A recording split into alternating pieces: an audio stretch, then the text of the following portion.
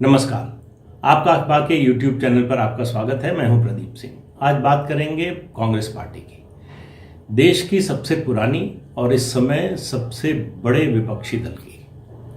उसकी हालत ऐसी क्यों है और किस वजह से है? उसकी हालत आज जो है उसके लिए कौन जिम्मेदार है? क्या इसमें कोई बदलाव हो सकता है? तो कांग्रेस पार्टी राम को भले न मानती हो, लेकिन पार्टी इस समय राम भरोसे ही चल रही है। दुनिया में मुझे नहीं लगता किसी भी देश में ऐसी कोई पार्टी होगी, राष्ट्रीय पार्टी, जिसके पास 2 साल से पूर्णकालिक अध्यक्ष ना हो। सोनिया गांधी इस समय कार्यकारी अध्यक्ष है या कार्यवाहक अध्यक्ष, जो शब्द आप चुनना चाहे। 2019 के लोकसभा चुनाव के बाद राहुल गांधी ने हार की जिम्मेदारी लेते हुए अध्यक्ष पद से इस्तीफा दे दिया। उसके बाद कहा गया था कि 3 महीने, फिर हुआ कि 6 महीने, फिर अगले AICC सेशन में, इस तरह से टलता रहा किसी न किसी वजह से। अभी फिर जो है कांग्रेस वर्किंग कमेटी की मीटिंग हुई, उसमें फिर जो है चुनाव का मुद्दा, अध्यक्ष के चुनाव का मुद्दा टाल दिया गया। लेकिन इस बीच में 5 राज्यों के विधानसभा चुनाव हुए, जिनके नतीजे 2 मई को आए। उसके बाद ये कहा गया पार्टी हाईकमान की ओर से कि इस हार के कारणों की समीक्षा होगी, इसको ऐसे ही इग्नोर नहीं किया जाएगा। तो महाराष्ट्र के पूर्व मुख्यमंत्री और अभी उद्धव सरकार में मंत्री और कांग्रेस के अध्यक्ष रहे, प्रदेश अध्यक्ष रहे अशोक चव्हाण के नेतृत्व में एक कमेटी बनाई गई। कमेटी की रिपोर्ट भी आ गई है। कमेटी ने जो बात कही है वो ये कि जमीन पर कांग्रेस का संगठन है ही नहीं। अब देखिए, ये बात है ऐसी जिसको जानने के लिए आपको किसी कमेटी की ज़रूरत नहीं है। अगर पार्टी के नेता, पार्टी हाईकमान, दूसरे लोग अपने आंख और कान खुले रखते हैं तो उनको मालूम होना चाहिए कि ज़मीन पर कांग्रेस का संगठन खत्म हो चुका है।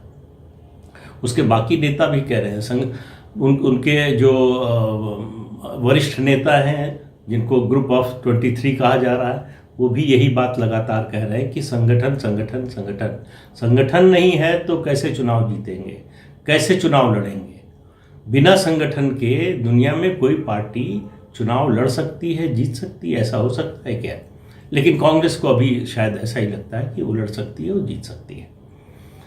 एक और रिपोर्ट बनी थी 2014 के लोकसभा चुनाव में हार के बाद। उस समय सोनिया गांधी कांग्रेस के अध्यक्ष थी।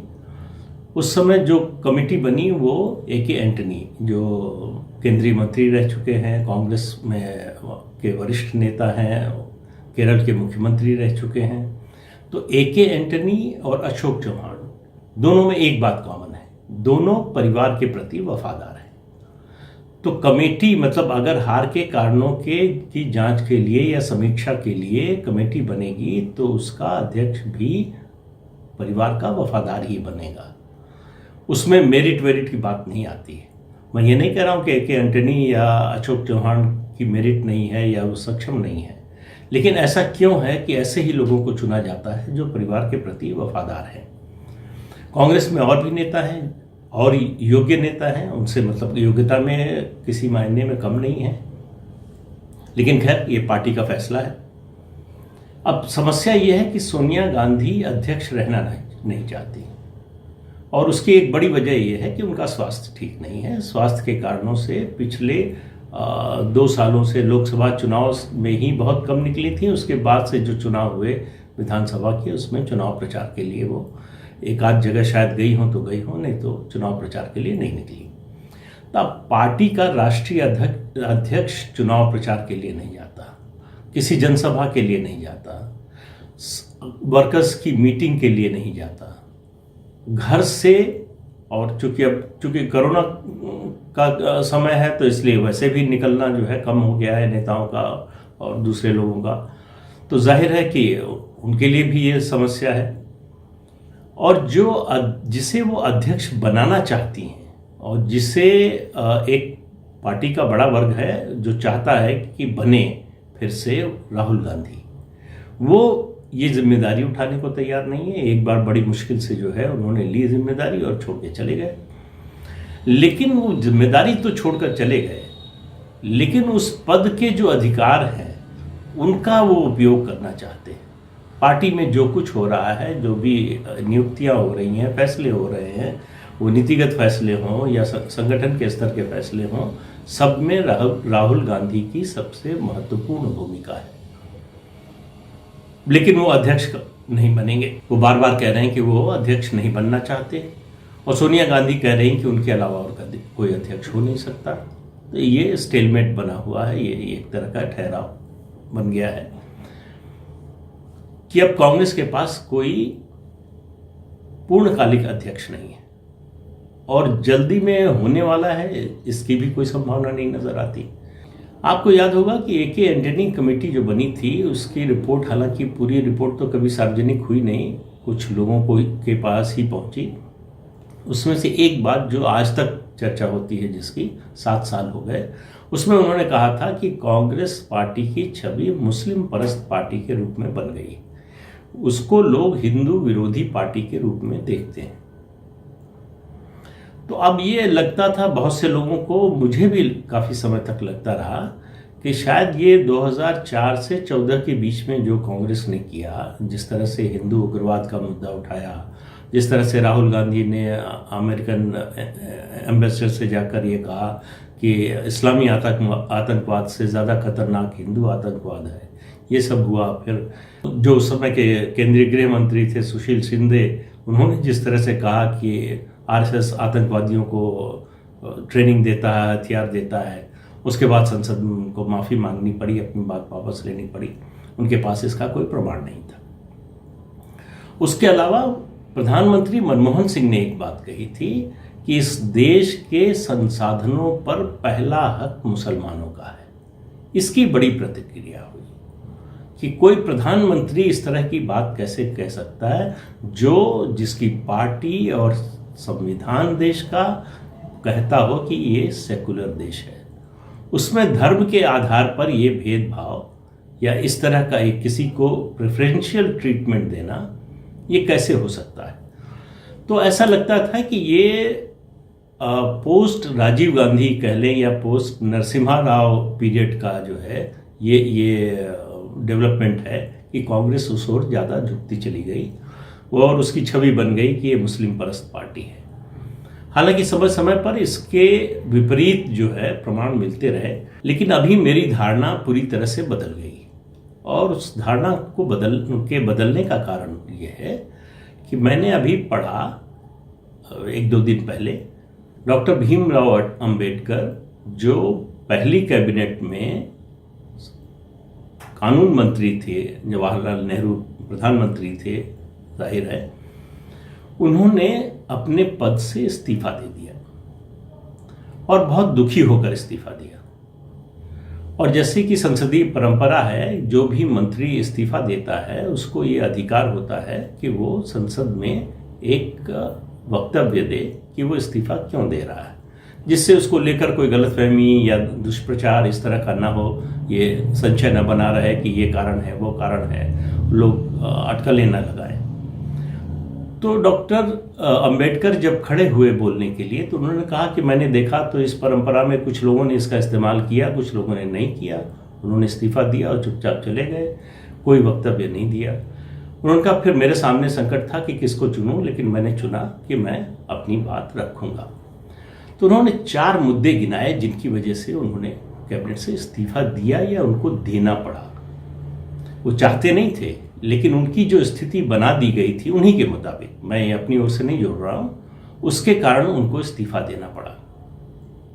उन 4 मुद्दों में से एक मुद्दा, उनके जाहिर है कि अनुसूचित जाति और जनजाति और के लोगों के उत्थान का, उनकी आर्थिक स्थिति, सामाजिक स्थिति सुधारने को लेकर बहुत चिंतित थे। उन्होंने रिपोर्ट भी बनाई थी। उन्होंने कहा कि जब संविधान सभा में चर्चा हो रही थी तो संविधान सभा ने संविधान में इसके लिए कोई विशेष प्रावधान नहीं किया। ये माना गया कि सरकार जब बनेगी, ये प्रशासनिक फैसला होगा, वो एक कमीशन बनाएगी और कमीशन जो है इन कमजोर वर्गों को संरक्षण देने का, इनके विकास का ध्यान रखेगा। लेकिन उन्होंने कहा 1 साल हो गया, अभी तक वो कमीशन बना नहीं।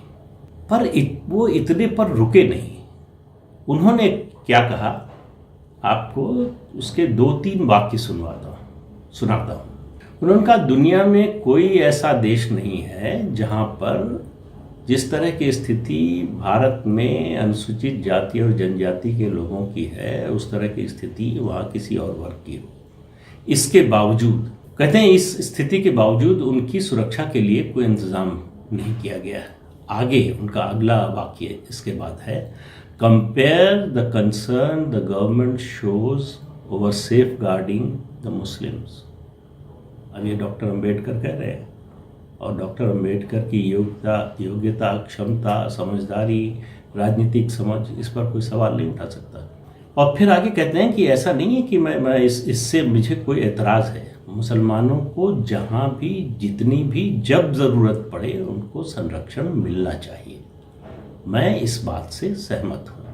लेकिन उन्होंने फिर आगे सवाल किया। उन्होंने कहा कि वो जानना ये चाहते हैं कि are the Muslims the only people who need protection.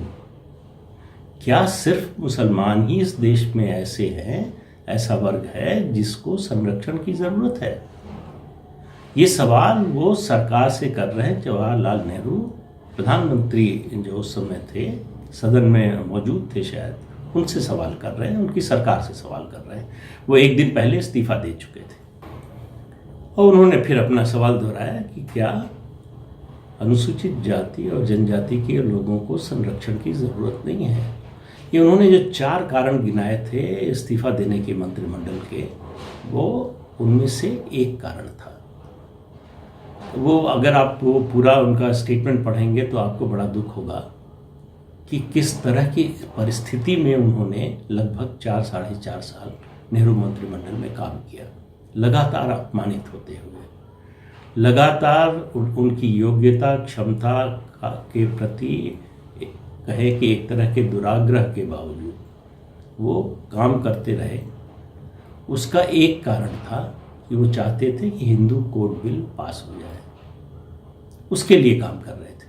अब वो विस्तार का मामला है, वो फिर किसी दिन किसी और वीडियो में उसकी बात करेंगे कि क्या हुआ, कैसे हुआ। लेकिन आप देखिए कि ये बात कांग्रेस के बारे में डॉक्टर अंबेडकर कह रहे हैं। ये एंटनी कमेटी की रिपोर्ट जो है वो उनकी बात की पुष्टि कर रही है। तो ऐसा मामला नहीं है कि ये 10, 15, 20 साल में ये छवि कांग्रेस की बनी हो या कांग्रेस की सोच ये बनी हो। ये शुरू से ऐसी सोच थी। तो ये सवाल जो है इसलिए और ज़्यादा मौजूद हो जाता है कि जैसे जैसे ये आग्रह कांग्रेस का बढ़ता गया, वैसे वैसे कांग्रेस के जो इलेक्टरल रिजल्ट है या गेन है या उसकी जो चुनाव जीतने की क्षमता है, उसमें आप देखिए कि ऐसे गिरावट होती गई। लेकिन कांग्रेस इस बात को समझने को तैयार नहीं है। अगर आप कांग्रेस से ऐसी बात करें तो आपको किसी न किसी का पिट्ठू, एजेंट या क्या क्या बहुत कुछ कहा जाएगा, ऐसी गालियां दी जाएंगी जो यहाँ बोलना भी संभव नहीं है। लेकिन सोशल मीडिया पर बहुत आराम से वो सब चलेगा और आपको इस रूप में पेश किया जाएगा। उससे कुछ सीखने की, सुधरने की और उसको समझने की कोशिश कोई नहीं करेगा। उनको लगता है कि जो हमको समझाने की या हमको आईना दिखाने की कोशिश करे, उसका पहले उसी को सबक सिखाओ, उसको गाली दो, उसको कटघरे में खड़ा करो। ठीक है, कीजिए भाई, अगर आपका इससे फ़ायदा होता हो तो बड़ी अच्छी बात है। अब आप देखिए कि अगले साल यानी 2022 में 8 राज्यों में चुनाव होने वाला है। उसमें उत्तर प्रदेश, उत्तराखंड, गोवा, पंजाब, मणिपुर, गुजरात, हिमाचल प्रदेश और जम्मू कश्मीर। जम्मू कश्मीर की अभी बात छोड़ दें क्योंकि वहाँ अभी परिसीमन का काम पूरा नहीं हुआ है। वहाँ जम्मू कश्मीर को जो है यूनियन टेरिटरी बना दिया गया है। विधानसभा मिलने की उम्मीद है लेकिन अभी उसकी कोई घोषणा नहीं हुई है। तो चुनाव होगा नहीं होगा इसको लेकर अभी संशय है। कब होगा? चुनाव तो होगा लेकिन कब होगा अभी ये कुछ तय नहीं है। तो उसका रोड मैप अभी कोई दिखाई नहीं देता। तो इन 7 राज्यों में से उत्तर प्रदेश और पंजाब को छोड़ दें तो 5 जो बाकी राज्य बचते हैं, उत्तराखंड, गोवा, मणिपुर, हिमाचल प्रदेश और गुजरात। यहाँ पर कांग्रेस और भाजपा की सीधी लड़ाई होनी है। कांग्रेस की क्या तैयारी है पता नहीं, बीजेपी ने तैयारी शुरू कर दी है। जो पहले होने हैं इस दौर में उसके भी, और बाद में जो हिमाचल और गुजरात के चुनाव होंगे और जम्मू कश्मीर के जब भी हों उसके लिए भी। तो भाजपा की तैयारी अभी से शुरू हो गई है। अब कांग्रेस का इसके जवाब में कहना होता है कि वो तो चुनाव जीतने की मशीनरी है, वो तो कोई पॉलिटिकल पार्टी है नहीं। तो भाई पॉलिटिकल पार्टी तो संगठन खड़ा करने, चुनाव लड़ने, चुनाव जीतने, सरकार बनाने के लिए, इसी के लिए होती है। अगर चुनाव नहीं जीतना है, चुनाव नहीं लड़ना है या लड़ते हुए भी नहीं दिखना है तो फिर राजनीतिक दल होने का मतलब क्या है। अब इन 5 राज्यों में से, बल्कि 7 राज्यों में से उत्तर प्रदेश ऐसा राज्य है जहां कांग्रेस की स्थिति पश्चिम बंगाल या आप कहें आंध्र प्रदेश, तेलंगाना, इस तरह के राज्यों की गिनती करते जाइए उस तरह की है। 7 सीटें हैं, 403 सीटों में से 7 सीटें कांग्रेस के इस समय हैं। ये भी बरकरार रहेंगी इसकी कोई गारंटी नहीं ले सकता। कांग्रेस का कोई बड़ा से बड़ा नेता भी नहीं कह सकता कि 7 की 8 हो जाएंगी। दावे के साथ हो सकती हैं, हो जाए, लेकिन अभी जो स्थिति है उसमें दिखाई नहीं देता, क्योंकि ये पार्टी ट्विटर और सोशल मीडिया से बाहर नजर नहीं आती, जमीन पर तो नहीं दिखती, कम से कम उत्तर प्रदेश में। अब एक राज्य है पंजाब ऐसा जहां सरकार है कांग्रेस की, और मैं पिछले दिनों में लगभग 3-4 वीडियो बना चुका हूं पंजाब पर कि जो सबसे बड़ा नेता है, उनका मुख्यमंत्री है, उसी को किस तरह से परेशान करने की उन्हीं की पार्टी के लोग कोशिश कर रहे हैं। उनके कद को घटाने की, उनका जो सम्मान है उसको कम करने की कोशिश लगातार हो रही है। तो इससे आप अंदाज़ा लगा लीजिए कि पार्टी में स्थिति क्या है। गुजरात में जो 2 ही पार्टियां हैं, मतलब इन 5 राज्यों में, गुजरात ही नहीं, हिमाचल में भी, उत्तराखंड में भी, मणिपुर में भी और गोवा में भी। गोवा में एक क्षेत्रीय दल हैं, बहुत छोटे मोटे, लेकिन बहुत ज़्यादा उनका प्रभाव नहीं है। 2, 3, 4, 5 सीटें जीतकर जब हंग असेंबली होती है तो बार्गेनिंग करते हैं। तो वहाँ आप गुजरात की स्थिति देखिए। गुजरात में 1990 में भारतीय जनता पार्टी और जनता दल की गठबंधन सरकार बनी थी। उसके बाद से कांग्रेस पार्टी वहाँ कभी सत्ता में नहीं आ पाई। 1995 में बीजेपी की सरकार बनी, उसके बाद से लगातार वो 1-1.5 साल का समय जो है शंकर सिंह वाघेला की बगावत वाला वो छोड़ दें तो लगातार बीजेपी वहाँ सत्ता में है। और आज स्थिति कांग्रेस पार्टी की वहाँ ये है, स्थानीय निकाय के चुनाव हों, पंचायत के चुनाव हों, बाई इलेक्शन हो, उन सब में स्थिति ये है कि उसका ग्राफ ऐसे नीचे जा रहा है। कुछ पार्टियों का ग्राफ होता है कि भाई ऐसे बढ़ा फिर नीचे आया फिर ऊपर गया, वैसे पार्टियां लड़ती हैं, लड़ती हुई दिखती हैं, या ऐसे लगातार बराबर पर रहती हैं। अब उसका मतलब आप सोचिए कि 26 साल की एंटी इनकम्बेंसी हो जिस प्रदेश में, वहाँ एकमात्र जो विकल्प है उसका लगातार कमज़ोर होते जाना, ये किस बात की ओर इशारा करता है? तो सवाल ये है कि जब पार्टी का कोई पूर्णकालिक अध्यक्ष नहीं है, कोई दिशा देने वाला नहीं है, कोई बताने वाला नहीं है, जो फैसले करता है वो पर्दे के पीछे रहता है, पर्दे के सामने जो है वो उसका स्वास्थ्य ऐसा नहीं है कि वो बहुत ज़्यादा सक्रिय भूमिका निभा सके चुनाव में, खास तौर से, या संगठन को लेकर दौरे करने की स्थिति में नहीं है। तो कुल मिलाकर कांग्रेस की स्थिति ऐसी हो गई है जो नेतृत्व विहीन, दिशा विहीन और संगठन के नाम पर लगातार नीचे की ओर जाते हुए, लगातार ढलान की ओर जाती हुई पार्टी है।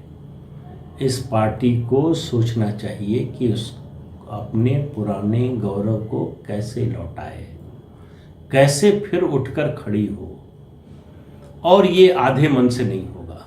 अगर आप राजनीति में ये सोचते हैं कि हमारा जो विरोधी है वो गलती करेगा, उससे लोग नाराज़ होंगे, इसलिए लोग हमको फिर से चुनकर जो है वो सत्ता में बिठा देंगे, तो ये कभी कभार अपवाद के रूप में तो हो सकता है, हमेशा नहीं हो सकता।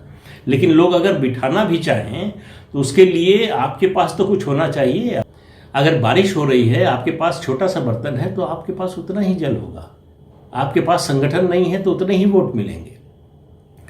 संगठन का होना, वोट अगर लोग देना चाहते हैं तो वोट देने के लिए लोग उद्यत हों, आए, पोलिंग बूथ तक पहुंचें और आपके पक्ष में वोट दें। इसके लिए संगठन का होना बहुत ज़रूरी है। ये बात कांग्रेस पार्टी की क्यों नहीं समझ में आ रही है, समझ में नहीं आता।